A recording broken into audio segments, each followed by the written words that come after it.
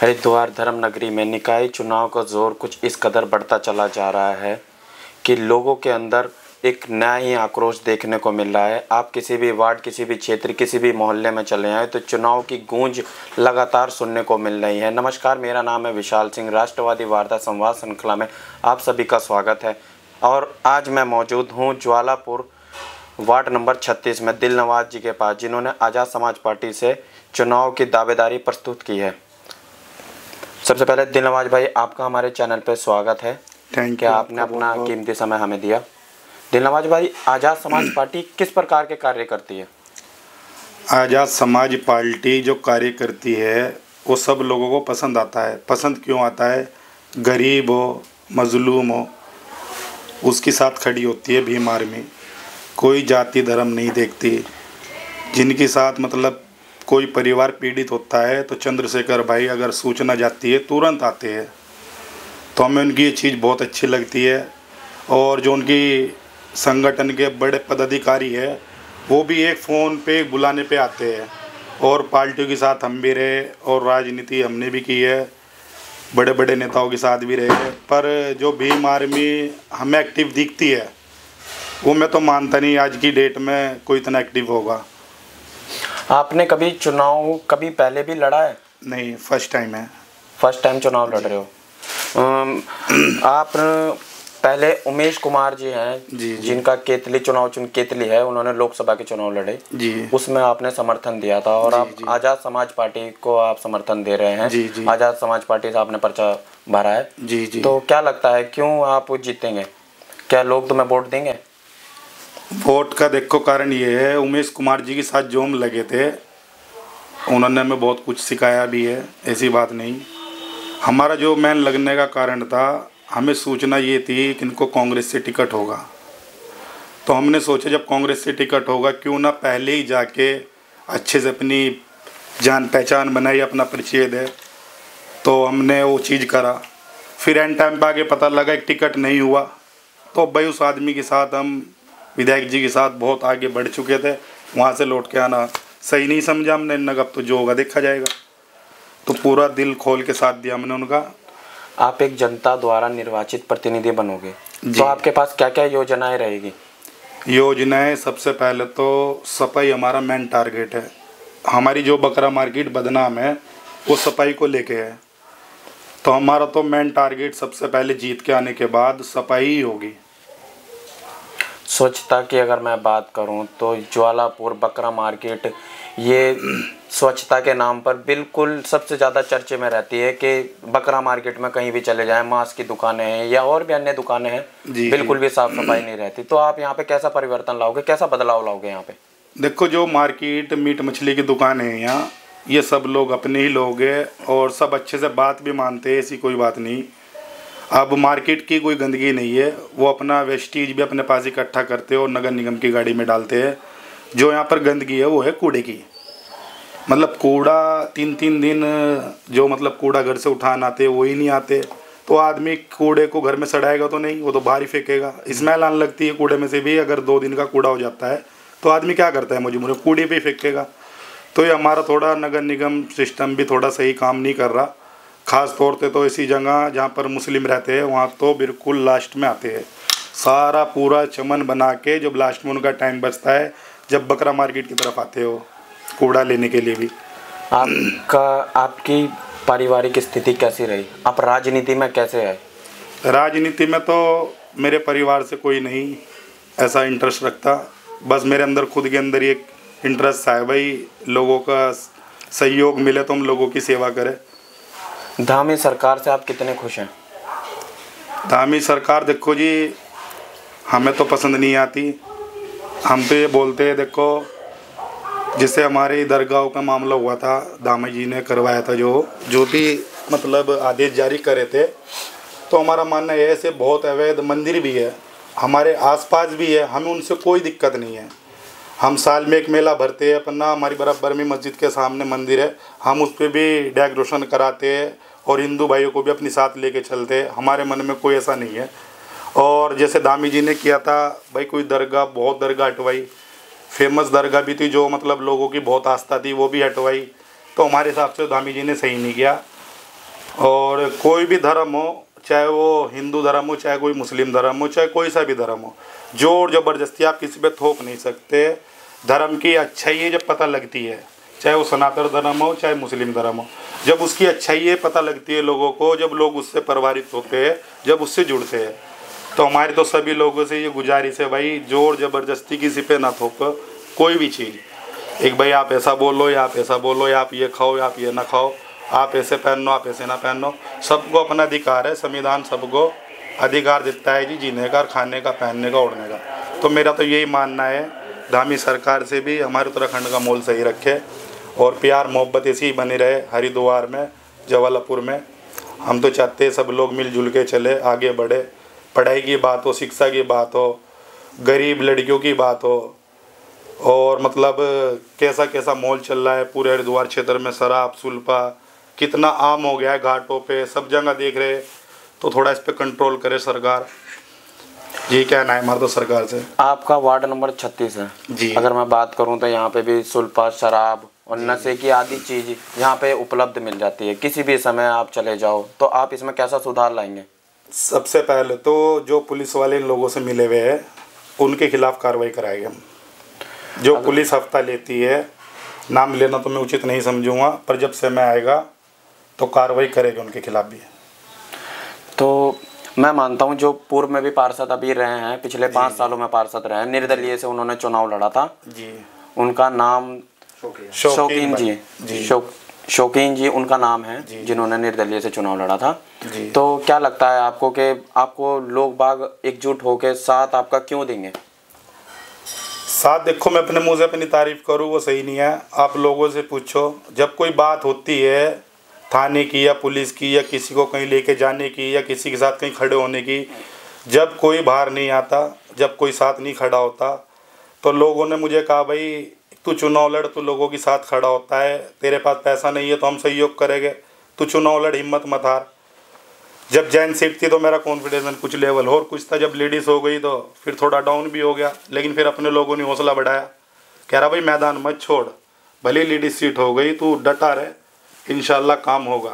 तो अपने लोगों ने चुनाव में उतारा, अपने लोगों ने मोहल्ले बस्ती वालों ने कहा तू अच्छा काम करता है, तू लड़ चुनाव, तो हम चुनाव लड़ रहे।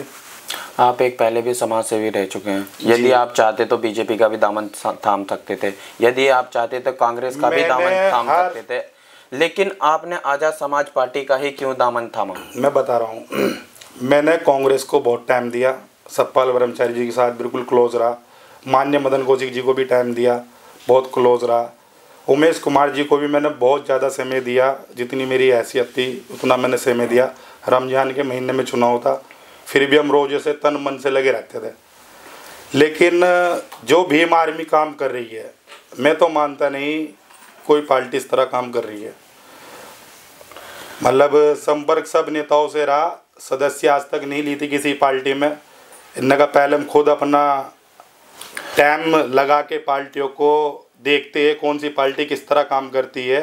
और पहली बार मैंने सदस्य ली थी भीम आर्मी में, जब मैं इन लोगों से मिला था, जुड़ा था, मैक्सिम का भाई का संघर्ष देखा, चंद्रशेखर भाई का संघर्ष देखा, तो हमारा दिल ने कहा भाई इस पार्टी से जुड़ो, है पार्टी से ही काम कर रही है आज की डेट में।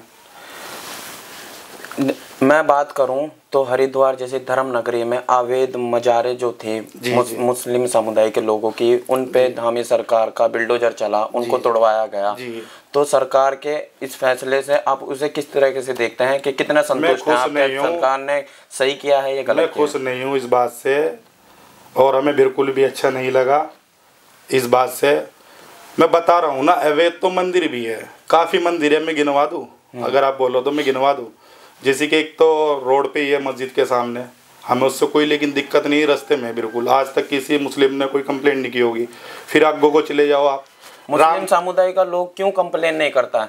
क्या हमें दिक्कत सरकार के चलते हुए कि सरकार सप्ताह में हमारे पे कड़ी कार्रवाई करेगी इस वजह? राम चौक बनाया, यहाँ पर मुस्लिम भी रहते हैं, कहीं पर APJ अब्दुल कलाम का भी चौक बना सकते थे मुसलमानों का मान सम्मान रखने के लिए, पर सरकार नहीं सोचती, सिर्फ एक लोगों के लिए सोचती है, एक वर्गों के लिए सोचती है। तो हम बोलते हैं भाई सरकार सबके बारे में सोचे तो ज़्यादा बढ़िया है। जो यहाँ के पूर्व में पार्षद रहे हैं निर्दलीय से, आप जी। उनके कार्यकाल से कितना संतुष्ट हैं? देखो, जितना उनका प्रयास है उन्होंने अपने हिसाब से सही किया, जितनी उनको समझ थी, मतलब ऐसा नहीं कुछ किया नहीं, बहुत कुछ किया। वो जो अपने लोग हैं उनको मालूम है, और जो देखो विरोधी होते हैं वो तो उल्टा ही बोलते हैं। तो हम तो ये बोलते हैं शौकीन भाई हमारे बड़े भाई है, उनसे हमने बहुत कुछ सीख रखा है और उनका मान सम्मान करते हैं हम। उन्होंने अपने कार्यकाल में सब कुछ बहुत अच्छा किया। मैं बात करूं तो चंद्रशेखर रावण जी, आज कांग्रेस पार्टी के लोग भी ये कहते हैं कि चंद्रशेखर रावण लोगों के बीच में खूंट डालता है, दलित समुदाय के लोगों को अपने साथ जोड़ के गुंडागर्दी करता है और मुस्लिम समुदाय के लोगों को एकजुट करके गुंडागर्दी करता है। ऑन द स्पॉट मंच पर खड़ा होकर ये बोलता है कि यदि अगर मेरी बात या मेरे कार्यकर्ताओं को कुछ कहा तो मैं तुम्हें ये करवा दूंगा, ट्रांसफ़र करवा दूंगा। इस तरीके की बातें कहते हैं लोग, ये बोलते हैं। देखो तो भड़काऊ इसकी चीज़ की तो ऐसी बात है, भड़काऊ स्पीच तो वो कोई देते नहीं। भड़काऊ स्पीच बोलते हैं किसी को मजहब को टारगेट कर रहे हो। राजनीति है, हर पार्टी अपना दल बल दिखाती है, भाई हमारे अंदर ये क्वालिटी है, हमारे अंदर ये क्वालिटी है। चंद्रशेखर भाई जी का कहना ये है हमारा झंडा और डंडा दोनों मजबूत है, हम किसी से क्यों दबाव में काम करेंगे। हम ये थोड़े कह रहे हैं हम हमारे आदमी को एक मतलब शराब बेच रहे, हमारे आदमी सुल्फा बेच रहे, हमारे आदमी 2 नंबर के आदमी, हमारे आदमी सही काम कर रहे, टीम वर्क कर रहे, लोगों की सेवा कर रहे। तो चंद्रशेखर भाई कार्यकर्ताओं की परवाह नहीं करेंगे तो और कौन करेगा? जब कार्यकर्ताओं की वो परवाह कर रहे हैं जब भी तुम इस पार्टी में है आज। यदि मैं बात करूं तो एक राजनीतिक व्यक्ति जब तक मुकदमों के गहने नहीं पहनता वो राजनीति में कभी आगे नहीं बढ़ पाता। तो आप पे इस समय कितने मुकदमे दर्ज हैं और कितने चल रहे हैं? मेरे ऊपर ऐसा तो कोई मुकदमा है नहीं, शांति भंग का मुकदमा है, एक आध होगा तो कोई ऐसा कोई मुकदमा नहीं है मेरे पास।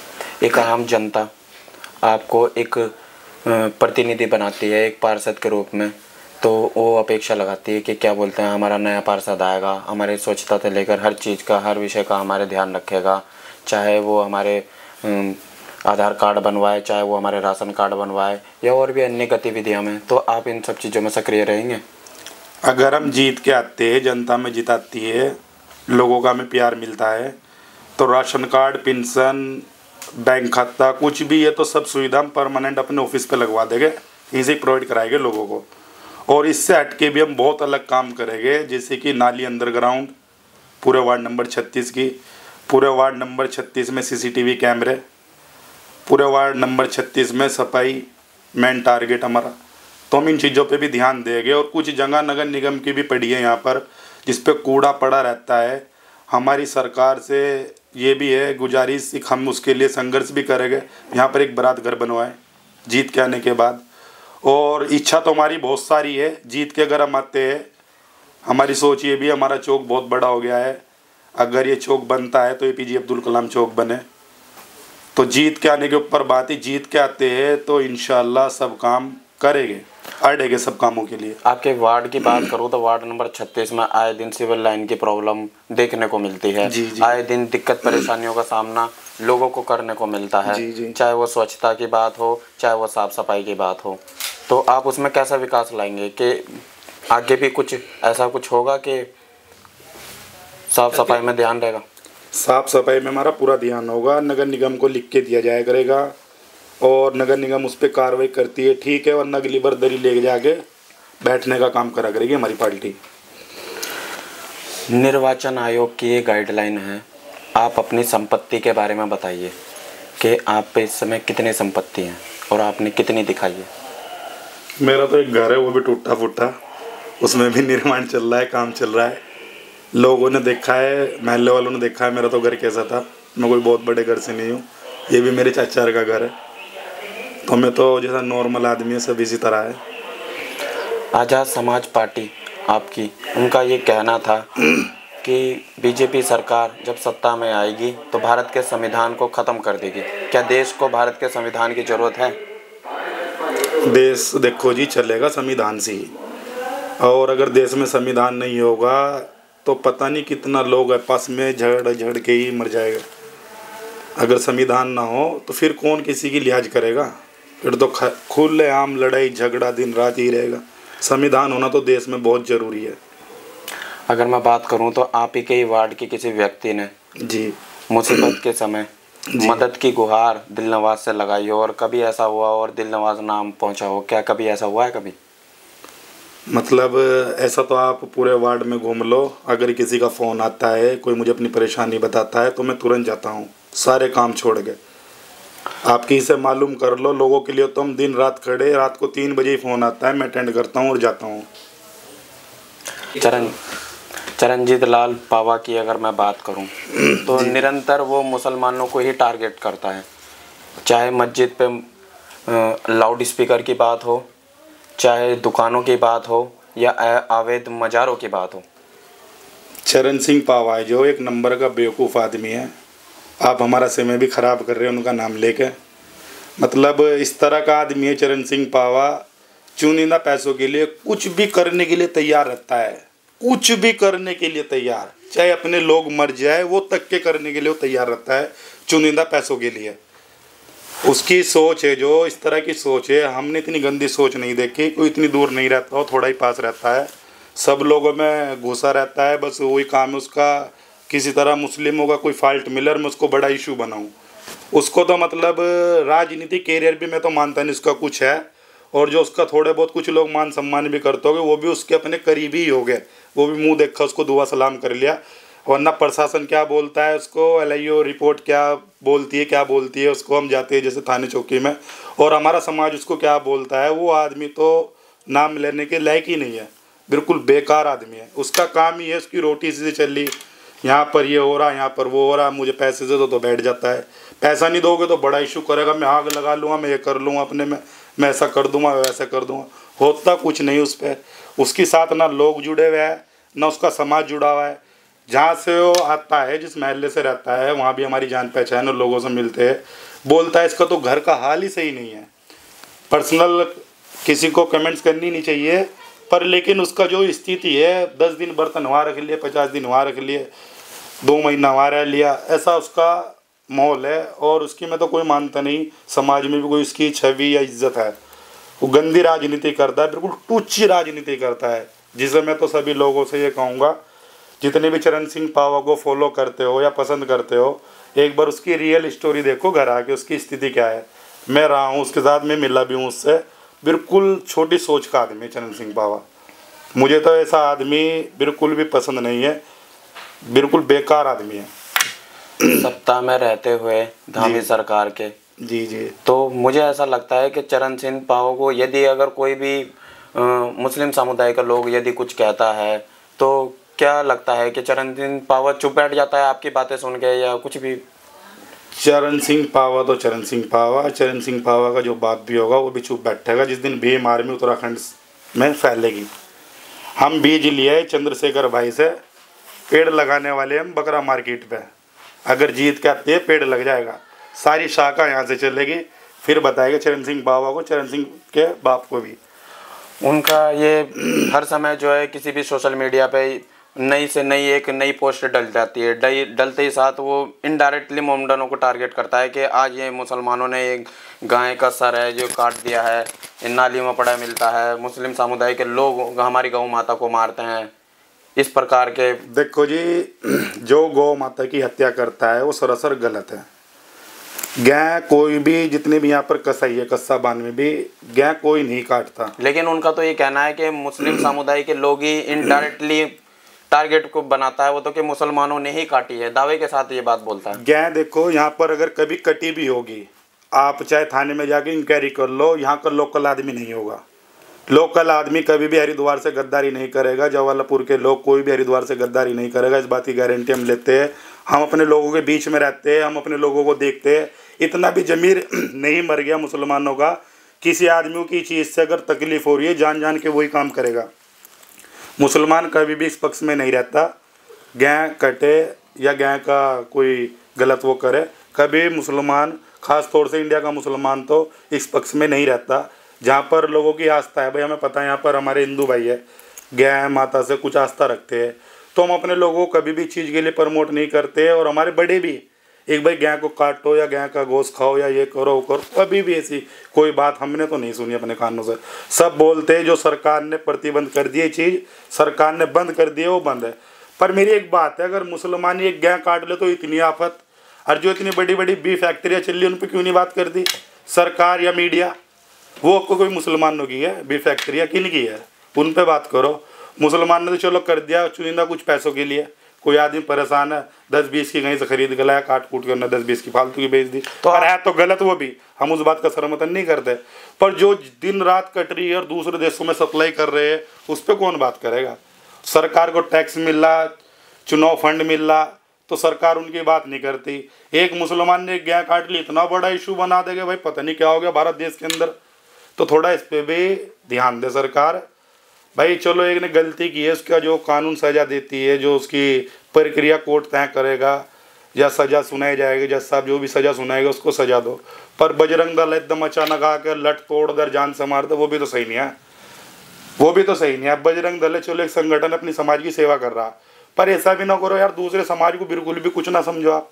जब देखो लट पेड़ दो, जब देखो गिरवान पकड़ लो, ऐसा भी ना करो। संगठन है तरीके से चलाओ, संगठन है, अगर एक्टिव संगठन है आप चला रहे हो तो प्यार से बढ़ाओ, क्यों नहीं बढ़ेगा? हर संगठन बढ़ता है। यदि मैं बात करूं जी तो हिंदू धर्म के कार्यकर्ता हैं जो, जी अगर सरकार उनके खिलाफ कुछ कोई भी नेगेटिव या कोई भी गलत विचारधारा रखती है तो वो सरकार के खिलाफ नारेबाजी करते हैं, सरकार का जुलूस निकालते हैं। मुस्लिम समुदाय के लोग कभी देखने को नहीं मिलते। मुस्लिम को तो सबसे ज़्यादा विश्वास होता है, वो होता है ऊपर वाले पे, सब्र करता है मुसलमान कौम। जो बताते हैं लड़ने झगड़ने वाली, इनके साथ कुछ हो जाए एकदम रोड पे आ जाती है, ऐसा कोई इशू नहीं है। लेकिन बजरंग दल का तो ये कहना है कि मुसलमानों को अगर हमने क्या बोलते हैं, अगर आक्रोश दिलाया, गुस्सा दिलाया, खुंदक दिलाई तो ये हमें बहन बेटियों को हमारी सरेआम काट देंगे। वही तो काम करना चाह रहे, फिर मुसलमान नहीं जाग रहे, मुसलमान नहीं लड़ना चाह रहे, एक सब्र करे पड़े। मतलब मुसलमान कभी भी कोई लड़ना नहीं चाह रहा। इतनी मस्जिदें, इतनी दरगाह टूटी, बताओ कौन सा इशू है उत्तराखंड में? कोई ऐसे हमारे हरिद्वार क्षेत्र में या जबलपुर क्षेत्र में तो नहीं हुआ। माहौल सही रहता है, यहाँ पर माहौल जो खराब कर रहा है बजरंग दल कर रहा है। सोचते हरिद्वार से आग लगे पूरे देश में फैल। लेकिन बीजेपी के लोगों का ये कहना है कि अभी हमारी सरकार सत्ता है इसलिए ये बोल नहीं रहे हैं। यदि कांग्रेस पार्टी का अगर मुख्यमंत्री बन जाता है या और भी अन्य पार्टी का मुख्यमंत्री बन जाता है तो ये हमारे ऊपर राज करेंगे, हमें दबाने की, हमें कुचलने की कोशिश करेंगे। अरे हमें कौन सा बीजेपी सरकार से डर लग रहा है? कोई खानों को दे रही है? हम कोई गलत आदमी थोड़े, कोई हमारा शराब सुलभाया काम है, 2 नंबर का काम, हम डरे फिरेगा? हमारा डर है? हम क्यों डरेंगे बताओ? हमारा कोई 2 नंबर का काम है, हम सरकार से डरेंगे? सरकार हमारा घर चला रही, बीजेपी सरकार है। हमारा कोई भी आदमी बीजेपी सरकार सिर पे बैठी इसलिए दबाव मानने का डरेगा, ऐसी कोई सोच नहीं है, ऐसी हमारी कोई सोच नहीं है। कोई सरकार या कोई मतलब प्रधानमंत्री बन जाएगा मुसलमान उससे खौफ खाएगा। मुसलमान क्या नहीं कर रहा? बढ़िया खा रहा, बढ़िया पहनना, बढ़िया। बताओ क्या दिक्कत हो रही किसी को? अब भी बोल रहे, हम बोल रहे खुल के, क्या बोलना बताओ? हमें थोड़े को सरकार दूसरी बैठी तो हम कुछ नहीं बोलेंगे, अपने आदमी की आवाज़ नहीं उठाएगा, ऐसा कुछ नहीं इशू होता। कांग्रेस हो बीजेपी हो, हमारे बड़े बड़े लीडर कांग्रेस की बगावत कर रहे, हम खुद बगावत कर रहे, हमारे लोगों का यूज़ करा कांग्रेस ने। हम तो बोलते हैं अपने लोगों को बीजेपी इतनी खतरनाक नहीं है, बीजेपी करती है खुला वार। कांग्रेस जितनी खतरनाक है ये अंदर खाने वार करती है। कांग्रेस हो, बीजेपी हो, आम पार्टी हो, मेरी तो सोच ये, तीनों पार्टी की विचारधारा सेम है, संघी विचारधारा। तीनों पार्टियां संघी परिवार चला रहे, सब राष्ट्रीय अध्यक्ष जो भी है संघी है, मतलब ब्राह्मण ही है। तो मेरी तो सोच ये है लोगों से, भाई समझो लोग कौन किसकी आवाज़ उठा रहा, कौन किस तरह की राजनीति कर रहा, कौन मतलब किस तरह लोगों को देश में बेवकूफ़ बना रहा, इस पर सोचो थोड़ा लोग। अगर सही पार्टियां होती हैं तो मैं तो मानता आज तक मतलब 70 साल कांग्रेस की सरकार रही, हमारे लिए क्या करा? कौन सा हमें शिक्षा बढ़िया दी, कौन सा हमारे बच्चों को आगे बढ़ाया? भाई यूज़ करा हमारे बड़ों को, एक भाई मीटिंगें कर ली, बड़ों को मान सम्मान माला मूला पहना दी, वोट ले लिए, बस फिर आगे भी नहीं देखा। कौन सा हमारे बड़ों ने यूनिवर्सिटी बनवा ली यहाँ? कौन से हमारे बड़ों ने कोई शादी घर बनवा लिया किसी नेता सा? या हरीश रावत जी की बात करो, हरीश रावत जी कहते हैं मुसलमानों के नेता है हम, यहाँ उत्तराखंड से मतलब काफ़ी जौलापुर का वोट पड़ता है कांग्रेस को। कौन सा उन्होंने कोई बड़ा कार्यकाल कर लिया हमारे लिए? कौन सा कोई बड़ा एक हमें सरप्राइज दे दिया? बताओ हमारी कौम के लिए। हर आदमी को हमारी कौम का वोट चाह रहा, चाहे वो कोई सी पार्टी हो। हमें तो चंद्रशेखर भाई लग रहे सही काम करते हुए, हम तो पूरा तन मन से उनके साथ लगे हुए। जितनी हमारी हैसियत है उतना हम उनके साथ लगे रहेंगे, और जितने हमारे युवा हैं उनको भी समझा रहे हम, भाई इस पार्टी में आओ, इस पार्टी को मजबूत करो, दूसरों की गुलामी करना बंद करो, दरिया बिछाना बंद करो, मंच लगाना बंद करो। चाहे वो कांग्रेस हो, चाहे बीजेपी हो, चाहे आम पार्टी हो, मुझे तो तीनों पार्टी पसंद नहीं है। तीनों पार्टियों मैंने टाइम दे के देख लिया, हमारे बड़ों ने टाइम दे के देख लिया, सब हमारी पार्टी है ये यूज़ कर रही है। मुस्लिम वोट चाहिए इनको, बस मुस्लिम वोट दे दो। बस एक बार आएंगे, हाय हुल्ला कर जाओगे, माला मुला पहला जाओगे, मंच मुंच पर तुम्हारे फोटो खींच जाएंगे, फिर उसके बाद यहाँ के भी नहीं देखते। बताओ कौन आ रहा। लाउड स्पीकर की अगर मैं बात करूं, मंदिर मस्जिद पर लगे हुए लाउड स्पीकर पे बड़ा विरोध होता है, तो क्या इस प्रकार के होने चाहिए लाउड स्पीकर?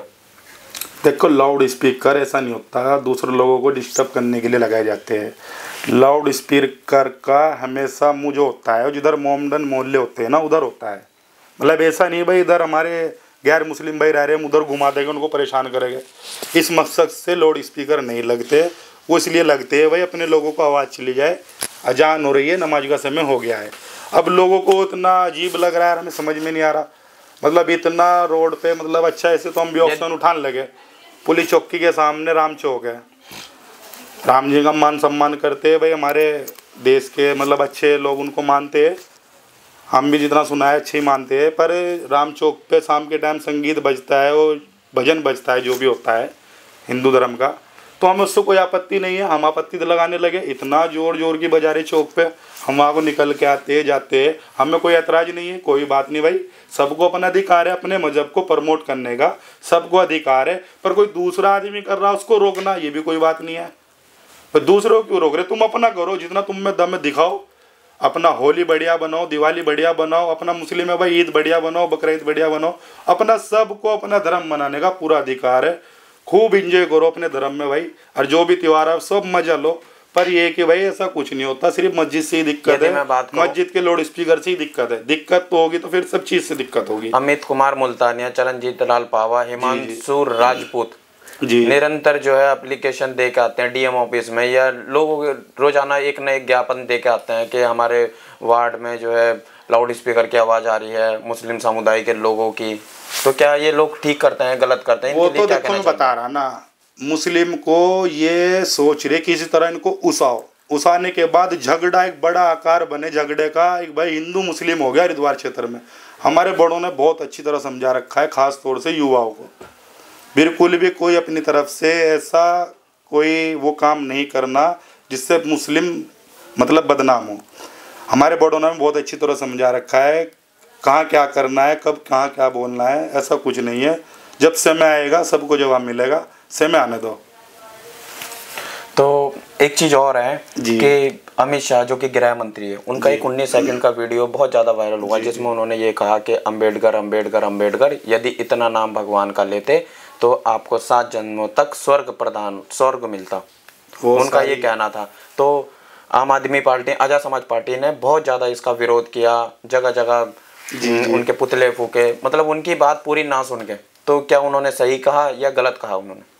देखो जो सब वीडियो वायरल हुई थी, गलत तो बोला ही है उन्होंने, इसमें कोई दो राय नहीं है, गलत बोला है। अगर किसी आदमी की आस्था को ठेस पहुंची है, जैसे हमारे दलित भाई लगा लो, अगर उनको तकलीफ़ हुई है, हम भी बाबा साहब का मान सम्मान करते हैं, तकलीफ़ तो हमें भी हुई है।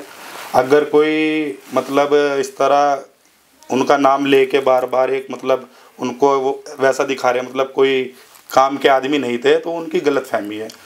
आज अमित शाह जो गृह मंत्री बन के बैठे हैं, वो भी उनकी ही देन है भाई। किसी पे इतने मुकदमे लग गए, इतने सब कुछ हो गया, उसके बाद आपको मौका मिल रहा है गृह मंत्री बनने का। वो किन के वजह से मौका मिला? बाबा साहब की वजह से ही मौका मिला ना उनको, आज बैठे हैं गृह मंत्री बन के। तो जो उन्होंने बात बोली, बहुत छोटी बात बोली, वो उनकी अपनी सोच है, हम तो उस बात के समर्थन में नहीं है, बिल्कुल भी गलत बोला। मैं आपसे 3 सवाल पूछूंगा जिनका आपको जवाब एक शब्द में देना जी। भारत का प्रधानमंत्री आप किसको देखना चाहेंगे? हम तो चंद्रशेखर भाई जी को देखना चाहेंगे। उत्तराखंड का प्यारा विधायक आपका कौन है सबसे? उत्तराखंड का तो पता नहीं, हमारी हरिद्वार विधानसभा सीट है और माननीय मदन कौशिक जी का पता है, सही काम करते हैं। पर हमारी उनसे रिक्वेस्ट है, थोड़ा वार्ड नंबर 36 में भी ध्यान दो, ये भी तुम्हारी ही सीट है।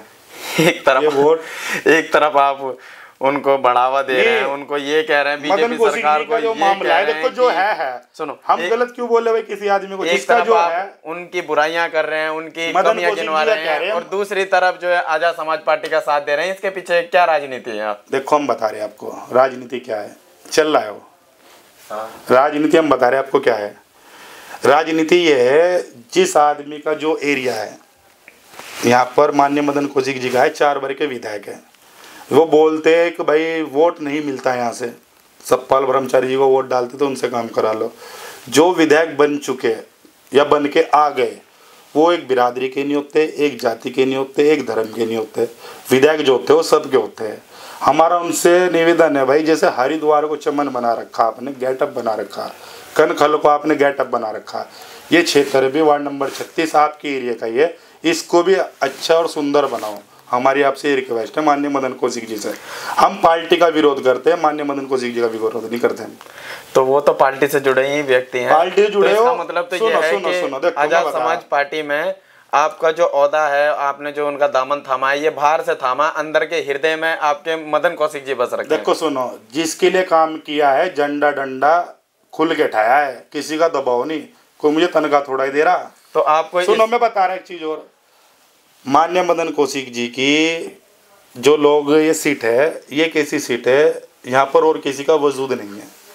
चलो उनका अपना स्टैंडर्ड है या अपनी राजनीति है या अपना गेटअप है, कुछ भी मान लो, विधायक तो है ही ना वो अपने हमारे क्षेत्र के, और अभी यहाँ और कोई बनने के चांसेस भी नहीं है। तो हम उनसे रिक्वेस्ट कर सकते हैं माननीय मदन कौशिक जी से। और रही बात पार्टी की, पार्टी के खिलाफ है, माननीय मदन कौशिक जी से हमारे वैसे भी संपर्क है, दुआ सलाम है, ऐसा कुछ नहीं होता। अगर कोई नेता किसी पार्टी या किसी पार्टी का है तो बात भी नहीं करता, आपस में बात भी होती है, दुआ सलाम भी होती है, ब्याह शादी में मिलना होता है, वैसे भी और बहुत सारे प्रोग्राम होते हैं, मिलना होता है। पर इसका ये मतलब नहीं आदमी गलत है, आदमी माननीय मदन कौशिक जी सही है, ऐसा कोई दिक्कत वाली बात नहीं है। काम भी करते हैं, बस हमारे क्षेत्र में नहीं करते, थोड़ा वो भी करने लगेंगे। अगर जीत के आवेंगे उनसे जाके मिलेंगे, बात करेंगे, एक भाई हमारे वार्ड को भी देखो प्लीज़, आपने देखो कौन देखेगा, तो वो भी करेंगे। हाँ मतलब शर्म आ जाएगी उनको भी यार, जब कोई इतना प्यार से बोला कर ही दो। हरिद्वार का मेयर आप किसको देखना चाहते हैं? हरिद्वार का मेयर तो हमारा है नहीं, हम दूसरे को सपोर्ट करते नहीं, जिसका जहाँ मन करे उसको डालो वोट, हम अपने वोट का अधिकार रखते हैं, हम डाल देंगे जहाँ डालना है समय आने पर। सर ने हमारे सभी प्रश्नों के उत्तर बड़ी ही सरलता और बेबाकी से दिए। सर का हृदय से धन्यवाद। आप देखते रहिए राष्ट्रवादी वार्ता। जय हिंद, जय भारत।